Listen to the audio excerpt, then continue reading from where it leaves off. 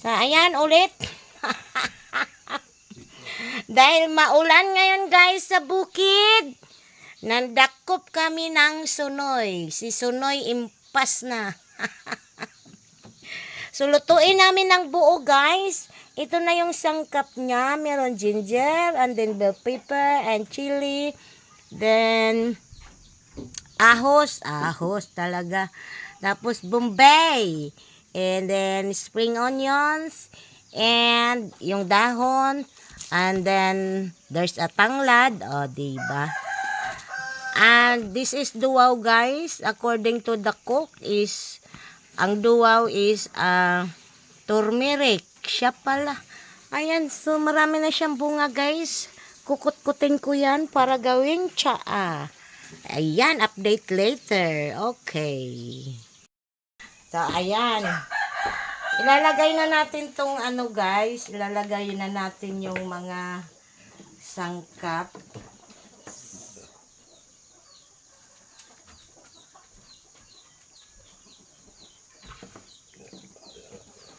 Baliktad pala. So, diri natin siya guys, ilagay. Unahin natin yung bawang. Siksik natin yung bawang. Ayan. Bawang. Tapos, i-mix natin ang cubes. Chicken cubes. Ayan. Then, yung luya.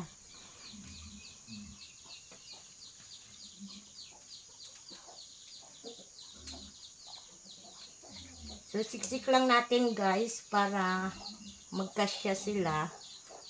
And then, i-mix natin tong sibuyas, dahon. So, yun yung hard konti. Tapos, mix natin ang sibuyas Bombay. Hala, napuno na siya guys. Idasok para magkasya. So, ginamitan natin siya guys ng dalawang sibuyas Bombay. Next natin ang bell pepper with chili para anghang-anghang. Agoy, natagak na guys.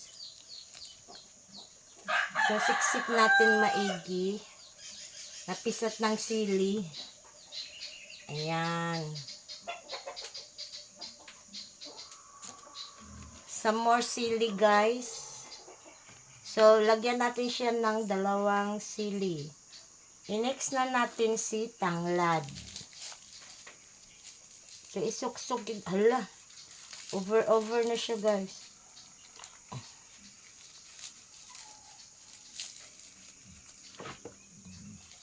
Ayan. Meron pang space. Tapos si turmeric. Dahon lang siya guys ng turmeric.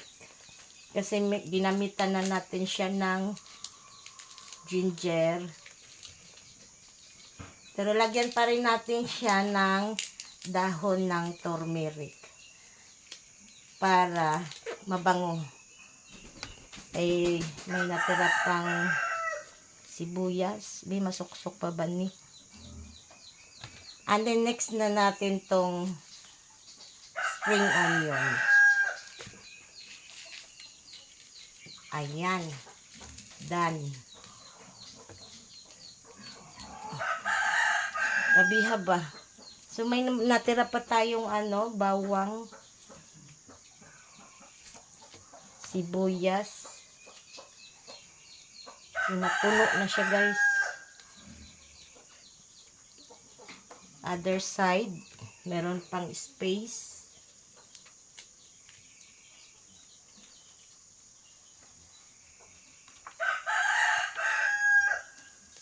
Ayan.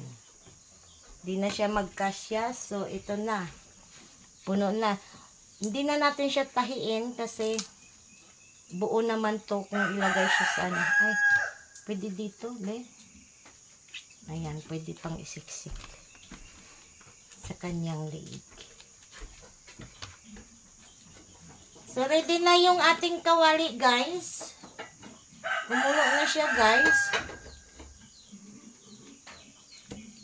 So, ilagay na natin siya, guys. Ipatao ba siya? So, paupuin natin siya, guys.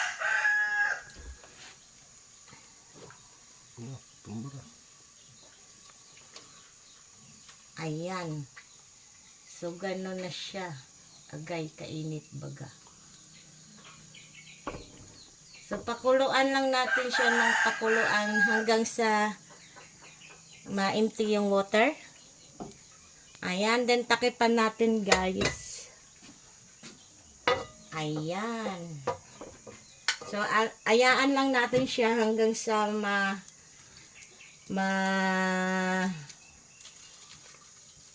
wala na yung tubig. Wala kaming kahoy, guys, kasi tag-ulan, so tipid-tipid. So, ayan na yung result, guys. Tapos na siyang, ay may kunti pang sabaw. Ayan, tapos dadagdagan na natin, mag-add tayo ng water para magkaroon na siya ng sabaw. Okay, bye.